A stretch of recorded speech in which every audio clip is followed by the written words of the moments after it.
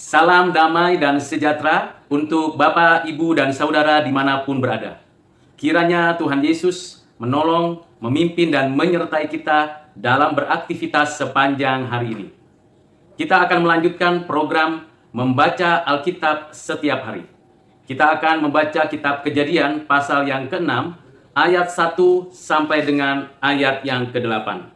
Sebelumnya kita berdoa memohon hikmat, bijaksana, dan pertolongan dari Allah. Marilah kita berdoa. Allah yang bertakhta di dalam kerajaan surga, pencipta, pemelihara, dan penebus kami, yang kami sapa dan kenal, di dalam nama Tuhan kami, Tuhan Yesus Kristus, Juru Selamat dan penebus kami. Kami bersyukur hari ini kembali kami melanjutkan pembacaan Alkitab. Isilah hati kami dengan kebenaran-Mu, mampukan kami mengerti kehendak-Mu, dan kiranya Roh Kudus memberi pencerahan, agar kami dapat sungguh-sungguh menjadi pelaku firman-Mu. Kiranya damai dari Tuhan Yesus yang menguasai hati dan pikiran kami, baik kami yang mendengarkan maupun hamba-Mu yang menyampaikan. Kiranya perkataan yang baik, yang benar, yang suci yang disampaikan. Kiranya Tuhan menolong dan memberkati kami. Di dalam nama-Mu Tuhan Yesus, kami berdoa dan mengucap syukur. Amin. Bapak, Ibu, dan Saudara yang terkasih di dalam Kristus, kita akan mendengarkan firman Tuhan yang tertulis dari Kejadian pasal yang ke-6, ayat pertama sampai dengan 8. Demikianlah firman Tuhan. Ketika manusia itu mulai bertambah banyak jumlahnya di muka bumi, dan bagi mereka lahir anak-anak perempuan, maka anak-anak Allah melihat bahwa anak-anak perempuan manusia itu cantik-cantik. Lalu mereka mengambil istri dari antara perempuan-perempuan itu, siapa saja yang disukai mereka. Berfirmanlah Tuhan, Rohku tidak akan selama-lamanya tinggal di dalam manusia, karena manusia itu adalah daging, tetapi umurnya akan 120 tahun. Tetapi umurnya hanya 120 tahun saja.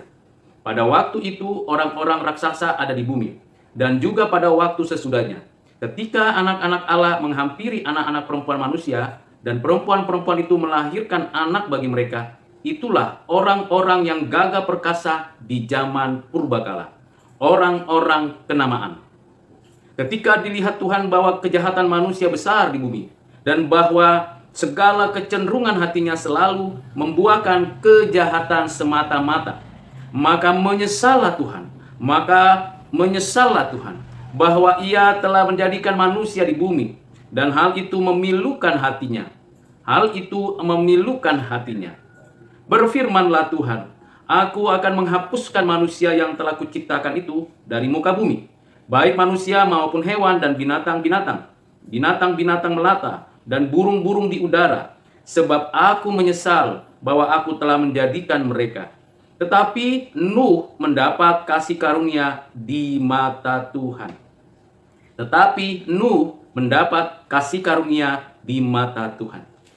Bapak, Ibu, Saudara yang terkasih, di dalam pembacaan kita tahu apa yang menjadi latar belakang dari teks dan konteksnya pada waktu itu.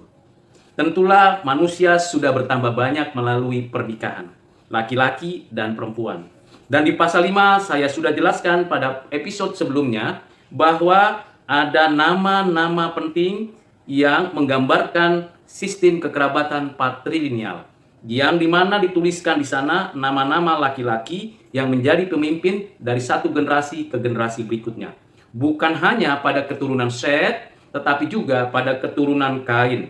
Tentu manusia terus mengisi bumi dan menguasai bumi, mengelola bumi dengan segala yang diberikan Tuhan.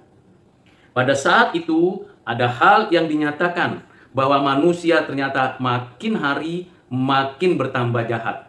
Makin banyak manusia yang ada dan hadir di bumi melalui pernikahan, ternyata mereka pun manusia makin jahat di hadapan Tuhan.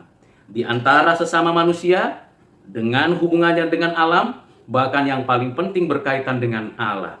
Itu sebabnya adalah wajar suatu pernyataan dari Lamek ketika Nuh dilahirkan.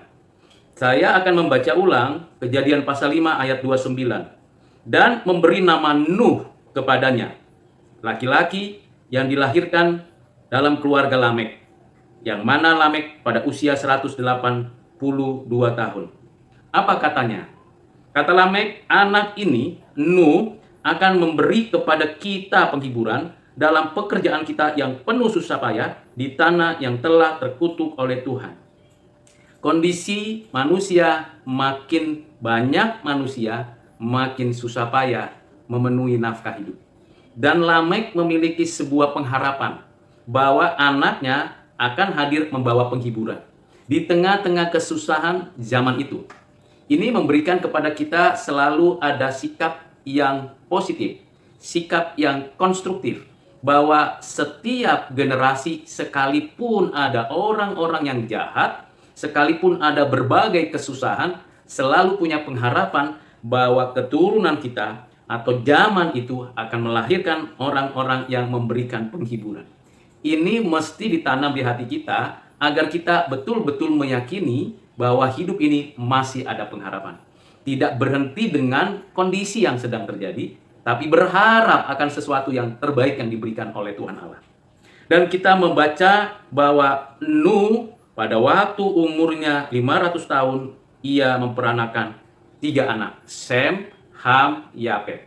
Ada yang memperkirakan anak-anak ini adalah anak kembar, 3 anak kembar. Artinya usianya dan kelahirannya bersamaan. Terlepas asumsi atau perkiraan, tetapi yang perlu dibaca dan dipahami ketika kita mempelajari Kejadian pasal 6 ini. Ada sesuatu yang misteri, yang perlu kita pikirkan, renungkan, dan kita harus hati-hati menerjemahkannya.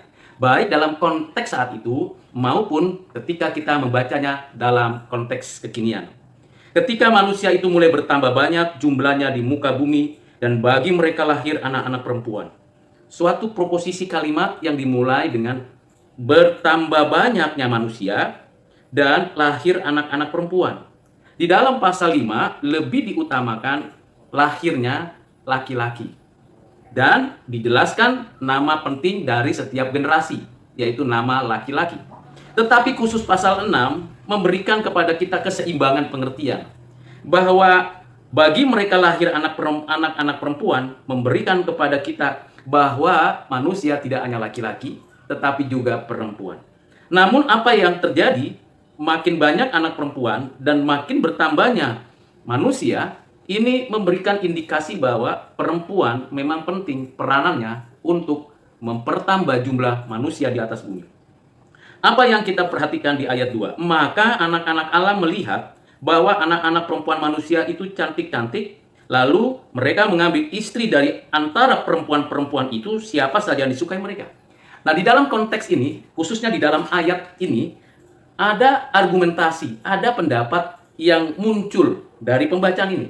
Siapakah anak-anak Allah dan siapakah anak-anak perempuan manusia?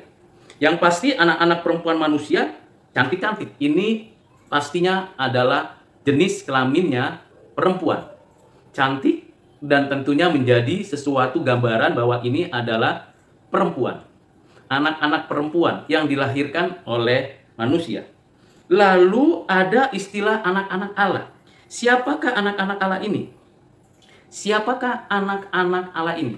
Ada yang berpendapat ini adalah malaikat yang jatuh, yang mewujudkan diri sebagai si jahat. Tentu pemikiran ini salah dan keliru. Mengapa? Pertama, karena malaikat tidak kawin dan mengawinkan. Yang kedua, malaikat itu makhluk roh, tak bertubuh seperti kita. Yang ketiga, malaikat yang jatuh hanya menggoda, mencobai, melakukan kebohongan. Jadi, pemikiran bahwa ini adalah malaikat jelas salah total. Lalu siapakah anak-anak Allah ini? Ada yang mengatakan ini adalah keturunan Set. Karena di dalam keturunan Set inilah ada perbedaan prinsip dasar kehidupan. Di mana pada keturunan Set ini nama Allah, nama Tuhan dipanggil. Ada relasi personal. Dalam keturunan Set ini juga ada orang-orang yang hidupnya bergaul dengan Tuhan, berjalan bersama dengan Tuhan. Bahkan kita melihat bagaimana Tuhan memberikan waktu yang cukup untuk anak-anak Set menikmati hidup di bumi ini, walaupun pada akhirnya meninggal dunia. Dan tentu ada perkiraan ini bisa dikatakan ada benarnya. Namun jelas sekali ini berlaku untuk semua manusia, anak-anak Allah. Bukankah kita seringkali mengatakan kita ini juga keturunan Allah? Maksudnya kita diciptakan oleh Allah, diberikan hidup oleh Allah. Dan kita harus hati-hati bahwa ini memang bisa jadi keturunan Set. Lalu siapakah anak-anak perempuan yang manusia sesuka hati menikah, mengambilnya menjadi istrinya? Tentu apakah ini adalah keturunan dari Kain? Ini lagi merupakan sebuah misteri tetapi sekaligus dapat diungkapkan dengan sederhana. Andai kata pun itu keturunan Kain, apalah salahnya untuk menikah? Jadi pernikahan pada dirinya laki-laki dan perempuan itu tidak ada kesalahan. Namun yang harus diperhatikan lagi, kata yang perlu kita cermati ialah siapa saja yang disukai mereka.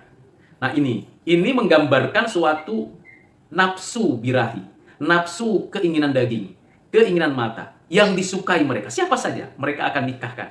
Mereka akan jadikan dari anak-anak perempuan yang cantik itu istri mereka. Keteraturan, sopan santun, moralitas dari anak-anak Tuhan, anak-anak Allah harusnya tetap dijaga. Bukan karena keinginan, kemauan, dan keangkuhan, lalu dia mengambil perempuan-perempuan yang cantik sesuka hati. Seolah-olah perempuan itu tidak bernilai dan tidak berharga. Jawabannya tentu bernilai. Setiap orang, entah laki-laki, entah perempuan, semuanya berharga di mata Tuhan. Karena semua ciptaan Tuhan bernilai dan sama-sama adalah gambar rupa Tuhan, walaupun sudah rusak karena dosa. Dari sini ada gambaran bahwa manusia meneruskan pernikahan dan melanjutkan keturunan dengan cara hal yang tidak wajar. Hawa nafsu, keinginan, kesukaan atas lawan jenisnya mendahului maksud dari pernikahan itu. Dan tentu ini menjadi pelajaran yang penting dalam kehidupan kita berkeluarga. Untuk anak-anak kita, untuk cucu kita. Mari kita coba pikirkan dan renungkan. Ketika seorang anak menikah dengan seorang gadis, apakah pernikahan itu di bawah tuntunan, bimbingan, arahan dari Tuhan? Apakah pemilihan dari perempuan yang ada menjadi istrinya itu karena hawa nafsunya, kecantikannya, keindahannya saja? Bukankah lebih tepat kalau dilihat selain jenis kelaminnya jelas, laki-laki memilih perempuan yang dewasa, tentunya adalah hatinya takutkah akan Tuhan? Nah, ini menjadi gambaran yang umum bagian dari kehidupan manusia pada zaman Nuh. Dan apa yang terjadi? Apa yang Tuhan nyatakan setelah manusia melakukan menurut kemauannya sendiri? Pernikahan dan bertambah banyaknya manusia menurut caranya sendiri. Di sini menggambarkan bahwa manusia memang sudah rusak total. Arahnya tidak lagi diarahkan kepada Tuhan. Hidupnya sebagaimana hidup kemanusiaan kedagingan saja. Di dalam ayat 3 Tuhan berfirman, Rohku tidak akan selama-lama tinggal di dalam manusia karena manusia itu adalah daging tetapi umurnya akan 120 tahun saja. Kalau kita bandingkan dengan umur-umur yang ada di dalam Kejadian pasal 5, tentu 120 tahun itu umur yang sangat singkat, sangat kurang dibandingkan dengan leluhurnya. Apakah maksudnya seperti itu? Tentu tidak persis seperti itu. Karena di sini menjelaskan tidak akan selama-lama tinggal roh Tuhan, nafas hidup manusia berhenti pada usia itu. Dan kalau kita nanti membaca di dalam Kejadian pasal yang ke-6 sampai dengan pasal yang ke-7, kita akan tahu bahwa akan ada suatu peristiwa yang penting yang tidak mungkin tidak terjadi, yaitu air bah. Peristiwa air bah menjadi peristiwa yang penting dalam sejarah umat manusia. Dan seluruh manusia pada zaman itu mengalami kematian. Antara umur 500 tahun sampai air bah terjadi, dan bagaimana air bah itu berlangsung, maka ada kurang lebih 100 tahun. Jadi jelas sekali di sini berkaitan dengan penghukuman Tuhan. Jadi ayat 3 ini berkaitan dengan manusia yang bertambah banyak, tapi hidupnya, kekeluargaannya, pernikahannya, cara melakukan suatu tindakannya, itu sesuka hati mereka. Dan Tuhan menjatuhkan penghukuman. 100 tahun kemudian akan ada penghukuman atas bumi ini. Dan semua umat manusia akan mengalami kematian dengan air bah. Dan tentu ayat ini tidak berhenti di ayat ini saja. Kita akan nanti melusuri ketika kita membaca teks ini pada Kejadian pasal 6 di ayat-ayat berikutnya. bahwa pada waktu usia Nuh 600 tahun, pada waktu itu air bah turun. Ada jangka waktu 100 tahun. Dan itu terus terjadi hal-hal yang jahat. Ayat 3 memberikan suatu gambaran kepada kita. Warning pada zaman itu. Aku tidak akan membiarkan rohku selama-lamanya tinggal dalam manusia. Manusia akan mengalami kematian. Jadi kita paling tidak memecahkan, setidaknya kita mengetahui hal yang paling sulit dimengerti di dalam ayat 1 dan 2 dari Kejadian pasal 6. Di dalam pasal yang ke-6 ayat ke-4. Pada ayat ke-4 dituliskan, pada waktu itu orang-orang raksasa ada di bumi dan juga pada waktu sesudahnya. Ketika anak-anak Allah menghampiri anak-anak perempuan manusia dan perempuan-perempuan itu melahirkan anak bagi mereka. Inilah orang-orang yang gagah perkasa di zaman purbakala, orang-orang yang kenamaan. Bukan berarti kalau ada pernikahan yang berbeda antara orang yang percaya dengan orang yang tidak percaya. Karena itu pendapat yang ketiga. Masih ingat pendapat yang kedua tadi? Keturunan Set menikah dengan keturunan Kain. Itu pendapat kedua. Pendapat yang pertama, ini malaikat jatuh menikah dengan manusia, perempuan-perempuannya. Ini pendapat yang pertama. Jadi pendapat pertama kita tolak. Pendapat yang kedua masih ada kemungkinan kebenarannya. Pendapat yang ketiga ini memberikan gambaran yang lebih dekat, yaitu bahwa ada keturunan orang percaya yang menikah dengan keturunan orang yang tidak percaya. Dan keturunan orang yang tidak percaya ini perempuan-perempuannya. Kira-kira ini berarti ada perbedaan orang percaya laki-laki dan orang yang tidak percaya perempuan. Tetapi orang percaya itu melihat perempuan-perempuan yang tidak percaya itu cantik-cantik. Sehingga dengan apa yang dia miliki, dia bebas sesuka hati. Sehingga menimbulkan suatu pernikahan yang tidak seharusnya. Nah, ini penafsir memberikan tanggapan seperti itu. Bagi saya, yang pasti manusia, laki-laki dan perempuan menikah. Menikah, tetapi mereka dengan kata yang paling utama dan paling penting perlu digarisbawahi. Mereka menikah dengan pilihan yang sesuka hati. Bukan berdasarkan pimpinan Tuhan. Yang kedua, di dalam konteks ini memang dari pernikahan anak-anak Allah dan anak-anak perempuan ada orang-orang yang gagah perkasa. Sebelumnya memang sudah ada orang-orang yang gagah perkasa, yaitu manusia-manusia yang memiliki postur tubuh seperti seorang raksasa. Ini bukan berkaitan dengan karena pernikahan itu. Jadi pernikahan anak-anak Allah dan perempuan itu sehingga postur tubuhnya menjadi raksasa.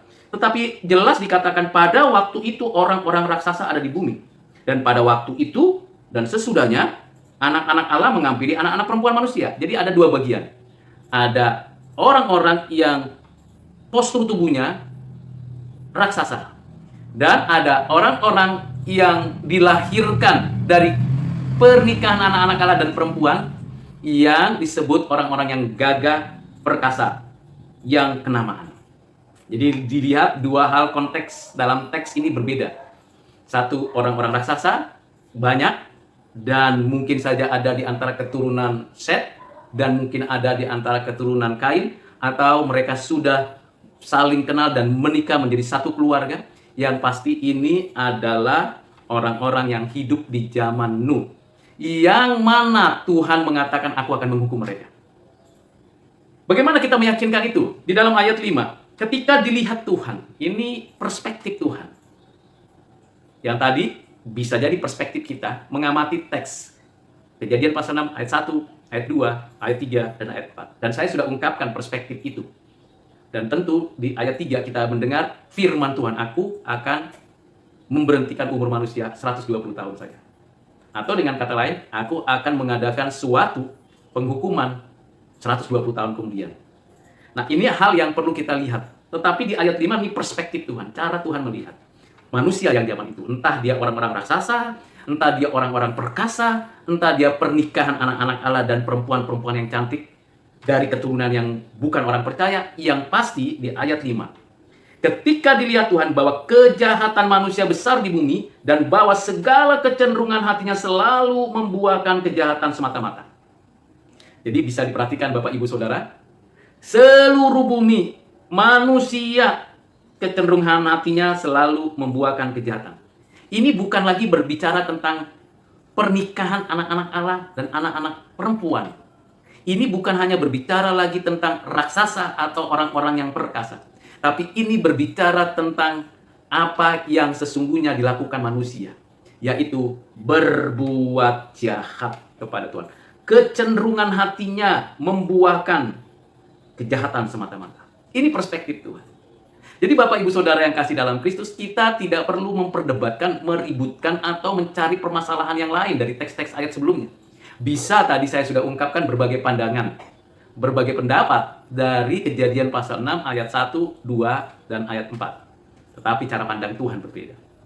Di ayat 6, maka menyesallah Tuhan bahwa ia telah menjadikan manusia di bumi ini, dan hal itu memilukan hatinya. Tuhan menyesal. Tuhan menyesal. Wah, ini suatu istilah yang sulit dimengerti, bukan? Bukankah istilah menyesal itu adalah istilah kita manusia?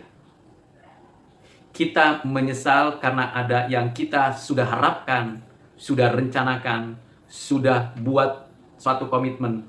Tetapi apa yang kita sudah siapkan, sudah lakukan sebelumnya, ternyata tidak terjadi. Harapan kita pupus. Semuanya tidak terjadi. Itu kan bahasa kita. Tentu Alkitab dalam konteks saat lalu dan saat ini adalah untuk kita manusia. Alkitab bukan untuk malaikat. Alkitab bukan untuk kita nanti di langit dan bumi yang baru. Alkitab untuk kita di sini. Nah, itu yang perlu Bapak, Ibu, dan Saudara pahami dengan sungguh-sungguh dan kita renungkan dengan baik-baik. Bapak, Ibu, Saudara yang kekasih di dalam Kristus. Menyesal, kalau dalam bahasa manusia tentunya kita bisa mengerti. Tetapi kalau itu kata menyesal di dalam konteks bahasa ungkapan yang disampaikan Tuhan, itu sangat sulit kita mengerti. Mengapa kita sulit mengerti kata menyesal kalau dilekatkan pada Tuhan Allah? Pertama, karena Allah tidak berubah. Allah Maha Tahu, Allah kekal. Semua keputusannya tidak pernah berubah. Dahulu, sekarang, dan sampai selama-lamanya. Allah adalah Allah yang omnipresent. Tidak dibatasi ruang waktu. Allah adalah Allah yang mencipta, yang memelihara ciptaannya, yang memberikan hidup dan kehidupan. Allah adalah Allah yang menyebabkan segala sesuatu ada. Dan Allah adalah Allah yang hidup dan yang menghidupkan. Lalu, kata ini melekat. Bukankah ini sesuatu kesulitan besar dalam hidup kita? Kata menyesal. Menyesalnya seorang ibu atau seorang ayah terhadap anak-anaknya, itu hal yang lumrah apabila yang diharapkan itu tidak terjadi. Atau apa yang sudah diusahakannya tidak terlaksana dilakukan oleh anak-anaknya. Itu suatu hal yang wajar yang kita bisa ungkapkan. Lalu kata menyesal ini maksudnya apa? Allah yang menciptakan, kan Tuhan tahu. Tuhan tidak mungkin tidak tahu apa yang ada dalam isi hati manusia. Dan Tuhan juga tahu respon manusia terhadap firman, terhadap perintah, terhadap kehendak Allah. Tuhan tidak kaget terhadap keputusan manusia melawan Tuhan. Dan Tuhan tahu persis apa yang di dalam hati manusia. Karena dikatakan di sini, Tuhan melihat bahwa kecenderungan hati manusia itu jahat. Berarti Tuhan tahu. Kalau Tuhan tahu, kenapa Tuhan menyesal? Ini sesuatu yang sangat paradoks. Bukan kontradiksi, tapi paradoks. Kata menyesal, tadi saya sudah katakan bahwa ini bukan hanya sekedar bahasa yang dipakai oleh kita untuk kita mengerti keberadaan Allah itu berkaitan dengan ciptaannya yang melawan dia, tetapi ini berkaitan dengan perasaan Tuhan. Perasaan Tuhan adalah perasaan yang suci, yang sempurna, yang memiliki keadilan dan kesucian. Dan tentulah ada perasaan itu. Mengapa? Karena Allah adalah pribadi, bukan robot, bukan energi, bukan materi, bukan sesuatu yang non-personal. Bukan impersonal juga, tetapi ia adalah personal. Karena ia adalah personal, maka kata menyesal itu adalah wajar muncul.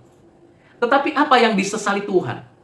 Apa yang disesali Tuhan? Karena di sini dikatakan, aku menyesali penciptaan. Telah kuciptakan manusia, dan aku akan menghapuskan manusia yang telah kuciptakan itu, termasuk hewan dan binatang dan burung-burung. Aku menyesal bahwa aku telah menjadikan mereka. Apakah Tuhan menyesal karena Tuhan menciptakan? Bukankah seluruh yang ada dari tidak ada di dalam ketetapannya? Dan tentu di dalam ketetapannya sebelum segala sesuatu diciptakan ada. Dan Tuhan menciptakan itu. Jadi di sini ada sesuatu yang misteri yang perlu kita ungkapkan. Kata menyesal berkaitan dengan perasaan Tuhan yang telah menciptakan manusia, tetapi manusia menyimpang dari rancangan Tuhan dengan sengaja melawan Tuhan, bahkan hatinya bertambah banyak jumlahnya, tapi hatinya semuanya memberontak kepada Tuhan. Penyesalannya karena keadilan Tuhan pasti tidak dilaksanakan. Kata penyesalan berkaitan dengan kesucian Tuhan, keadilan Tuhan, dan kebenarannya. Di mana itu pasti dilaksanakannya pada dirinya, dan itu tidak mungkin tidak dilaksanakan. Itu suatu keniscayaan pada dirinya. Jadi ketika manusia jatuh dalam dosa, dan ketika manusia dengan sengaja terus-menerus melawan Tuhan, dan bertambah banyak, bukan makin bertambah yang bertobat, tapi makin banyak yang bertambah jahat, di sanalah manusia mendapatkan suatu bukan hanya peringatan, tapi pernyataan perasaan Tuhan. Aku menghapuskan manusia di bumi. Jadi ini adalah suatu pergeseran, tapi tidak ada perubahan pada dirinya Allah. Artinya karena keadilan secara tidak langsung memberikan dorongan berdasarkan kesucian dan kebenarannya, Tuhan menghukum manusia dengan hukuman kematian. Seperti yang dikatakan di dalam Kejadian pasal kedua ayat 17. Dan seperti yang telah dialami oleh keturunan Kain dan keturunan Set, bahwa akan ada kematian. Dan sekarang ini finalitasnya mati semua. Ini bagian yang paling rumit dan paling sulit, tetapi kita tahu bahwa ini bukan sekedar saya mengerti perasaan Tuhan dalam bahasa saya, bahasa manusia, tapi kita perlu mengerti perasaan Tuhan yang menciptakan manusia. Mengapa hal ini penting? Supaya kita tidak salah menempatkan posisi kita dan posisi Tuhan. Penyesalan Tuhan berbeda dengan penyesalan kita. Penyesalan kita itu berkaitan dengan harapan, cita-cita, keinginan, dan sesuatu yang kita persiapkan. Penyesalan Tuhan berkaitan dengan keadilan, kebenaran, dan kesucian Tuhan. Di mana berhadap-hadapan dengan manusia yang melakukan kejahatan. Dan Tuhan pasti menghukum. Nah, ini hal penting Bapak Ibu. Bila kita bisa merefleksikan dan memahami ini, maka kita mendapatkan bijaksana dari Tuhan. Bagian ayat terakhir. Tetapi Nuh mendapat kasih karunia di mata Tuhan. Ini untuk pertama sekali kata kasih karunia muncul. Ketika Adam jatuh dalam dosa, Kain membunuh Habel, dan keturunannya menghindar dari hubungan dengan Tuhan. Dan keturunan Set, bagaimana dia berjuang berjibaku mengelola bumi. Dan kita lihat bagaimana di zaman Nuh banyak orang, dan hampir bisa dikatakan seluruh bumi melakukan kejahatan. Dan Tuhan sudah menjatuhkan vonis hukuman mati dengan air bah. Pada titik seperti itu, ada kata yang memberikan kepada kita pengharapan, seperti yang terjadi dinyatakan Tuhan kepada Adam dan Hawa melalui percakapan dengan ular, bahwa ada keturunan dari seorang perempuan yang akan meremukkan kepala ular itu. Nah, ini juga dikatakan, tetapi Nuh mendapat kasih karunia. Mendapat kasih karunia berarti bukan karena Nuh lebih baik dari orang-orang sejaman. Bukan karena Nuh punya jasa baik dan dianggap layak, tidak. Kasih karunia yang menjadikan Nuh tetap terpelihara hidupnya bergantung sama Tuhan. Kasih karunia yang memampukan Nuh hidup benar di mata Tuhan. Kasih karunia yang mendahului respon Nuh menaati kehendak Tuhan. Ini pentingnya kasih karunia. Bayangkan Bapak Ibu Saudara, kalau seluruh dunia melawan Tuhan dan hanya satu orang yang mendapatkan kasih karunia, itu merupakan betul-betul kasih karunia yang bukan karena kemampuan manusia. Orang berdosa, bahkan dikatakan semua manusia akan dihukum, semua manusia akan mengalami kematian, dan itu akan terjadi dan pasti terjadi dan akan dilakukan Tuhan karena Tuhan tidak pernah mengambil keputusan dengan sembarangan dan keputusannya pasti terjadi. Tapi satu orang ini di mata Tuhan mendapatkan kasih karunia. Bapak Ibu Saudara, ini hal yang penting yang perlu kita renungkan dan refleksikan. Yang pertama, bukan berapa banyak kita punya keturunan, atau apakah kita benar-benar sudah hidup di dalam pernikahan yang suci. Tapi yang paling penting adalah segala sesuatu yang kita lakukan, kejahatan yang kita lakukan, Tuhan melihat hati kita. Dan Tuhan pasti menghukum orang jahat. Kita berbuat dosa, Tuhan pasti menghukum keberdosaan kita. Jangan bermain-main dengan dosa. Dan Tuhan melihat dari surga. Dan keadilan Tuhan, kesucian Tuhan, kebenaran Tuhan tetap ditegakkan. Disinilah perlu mengerti perasaan Tuhan. Bapak Ibu Saudara yang kekasih dalam Kristus, jangan lihat perasaan diri sendiri, tapi perasaan Tuhan akan keberdosaan kita. Tuhan murka, Tuhan finalitas menghukum. Tapi selalu ada solusi yang Tuhan berikan. Selalu ada jalan Tuhan yang Tuhan nyatakan. Anugerah. Anugerah Tuhan menutupi semua dosa dan kesalahan kita. Mari Bapak Ibu Saudara. Jika hari ini Bapak Ibu Saudara digerakkan oleh Tuhan untuk mengakui dosa. Dan Tuhan menggerakkan hati Bapak Ibu Saudara untuk bertobat. Kembali kepada Tuhan. Di dalam anugerahnya, tangan Tuhan terbuka menerima Bapak Ibu Saudara. Karena anugerahnya, Bapak Ibu bisa datang kepada Tuhan. Bukan karena kebaikan. Bukan karena kehebatan. Jasa baik Bapak Ibu. Mari Bapak Ibu Saudara, dengan kebenaran firman ini kita merenungkan dan merefleksikan kembali. Kita akhiri pembacaan Alkitab hari ini. Kiranya berkat dari Allah Bapa kita dan dari Tuhan Yesus Kristus serta pekerjaan karya dari Roh Kudus menyertai kita sekalian sekarang dan sampai selama-lamanya. Amin. Mari kita berdoa. Bapa di surga, terima kasih untuk pembacaan hari ini. Walaupun ayat-ayat yang dituliskan begitu singkat, tetapi ada kedalaman rahasia Tuhan di dalamnya yang perlu kami pikirkan, renungkan, refleksikan, dan kami ungkapkan. Hamba-Mu terbatas untuk menjelaskannya. Bahkan dalam keterbatasan itu pun Tuhan banyak kekurangan dan kelemahannya. Biarlah Roh Kudus memberikan pengertian kepada setiap kami yang mendengarkan, termasuk hamba-Mu, biar bertambah-tambah hikmatnya. Ya Tuhan, biarlah kami semuanya menikmati anugerah-Mu seperti Nuh di tengah-tengah zaman yang bengkok, yang jahat itu.